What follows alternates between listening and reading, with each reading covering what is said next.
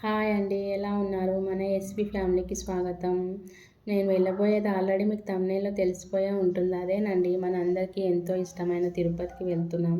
ఆ స్వామిని మనం తలుచుకుంటే వెళ్ళలేం కదా! ఆ స్వామి మనల్ని రప్పించుకుంటేనే, మనం చూడాలనుకుంటేనే వెళ్తాం. అదైతే నిజం కదండీ!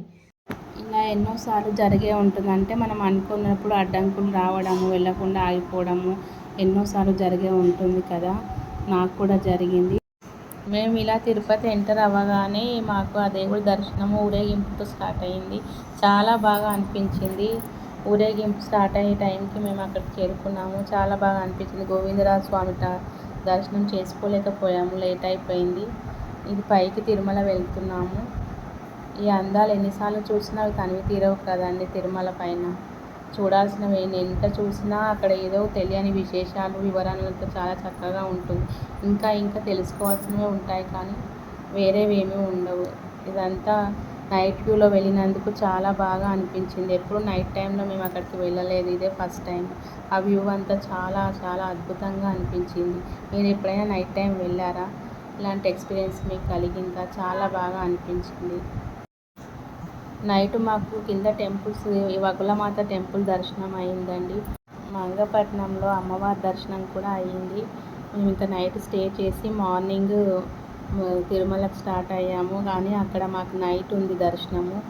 ఇంకా కింద చూసుకోవాల్సిన టెంపుల్స్ చూసుకొని పైకి వెళ్ళి ఈవినింగ్ మాకు నైట్ టైంలో దర్శనం అయింది. చాలా బాగా అనిపించింది దర్శనము. నైట్ టైంలో చాలా అద్భుతంగా ఉంది. ఎప్పుడు డే టైంలో చేసుకునే వాళ్ళము, ఈసారి ఫస్ట్ టైం నైట్ టైంలో చేసుకున్నాము. అది చెప్పలేనంత ఆనందంగా ఉంది. చాలా వ్యూ అంతా బాగా అనిపించింది. ఇంకా టెంపుల్స్ చూడాల్సినవి పైన ఉన్నాయి, కానీ మాకు టైం సరిపోక కింద మాత్రం కొన్ని చూడగలిగాం, కానీ పైన తిరుమలలో ఇంకా చూడలేదు. మళ్ళీ వెళ్ళినప్పుడు ఆ దేవుడు రప్పించుకుంటే తప్పకుండా పైన కూడా అన్నీ చూసి రావాలని ఉంది.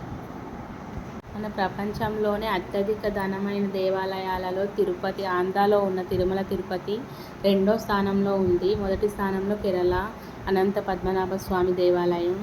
మేము ఎన్నోసార్లు తిరుపతి వెళ్ళుంటాము, కానీ కొల్హాపూర్ చాలామంది వెళ్ళుండరు. ఇక్కడ శ్రీనివాసుని దర్శనం చేసుకున్న తర్వాత కంపల్సరీ కొల్హాపూర్ వెళ్ళి మహాలక్ష్మి మాతను కూడా దర్శనం చేసుకోవాలి. అప్పుడే మన తిరుపతి యాత్ర కంప్లీట్ అయినట్టు అవుతుంది. కానీ ఇది అందరికీ తెలియని విషయం. చాలామందికి తెలియని విషయం, తెలిసిన వాళ్ళు కూడా ఉంటారనుకోండి. కానీ కంపల్సరీగా తిరుపతి వెళ్ళిన వాళ్ళు అమ్మవారిని కొల్హాపూర్లో కూడా దర్శనం చేసుకొని రావాలి. అది మాత్రం మర్చిపోవద్దు. వీలైనప్పుడు కొల్హాపూర్ కూడా వెళ్ళిరండి. వెళ్ళని వాళ్ళు వెళ్ళిరాండి. ఈ విషయం తెలిసిన వాళ్ళు అయితే మళ్ళీ వెళ్ళిరండి. శ్రీనివాసుల గురించి, మహాలక్ష్మి గురించి స్టోరీ తెలుసు కదండి మీకు.